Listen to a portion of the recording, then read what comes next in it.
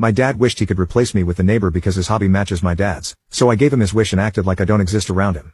My family has always been passionate about cars. My dad, a 45-year-old man, inherited this love from his father, my grandpa, who used to work in a mechanic shop. They can spend hours discussing various car models, engines, and sharing stories about their automotive projects. I'm 17 and, unlike them, I've never really caught the car bug. Growing up, my dad tried to get me interested in fixing up cars with him, but it just didn't click. I appreciate that he taught me basic skills like changing a tire, oil, and jump-starting a battery. However, I'm not into cars as a hobby. I always thought my dad was okay with me not being a car guy. 5 months ago, new neighbors moved in next door, a married couple and their 16-year-old nephew, Mason. Mason and I attend the same school, and I initially helped him get acclimated. We still talk occasionally but don't hang out regularly. Interestingly, Mason shares my dad and grandpa's passion for cars. He often discusses his dream cars and future automotive plans. My dad typically works on his project car in the garage every other weekend. For Father's Day this year, he requested a full day of uninterrupted work on his car, which my mom, 43, agreed to. Recently, Mason has been coming by when my dad works, chatting and helping out with small tasks. I didn't mind this arrangement, as my dad and I have other activities we do together. However, everything changed last Sunday. I went to ask my dad something while he was in the garage with Mason.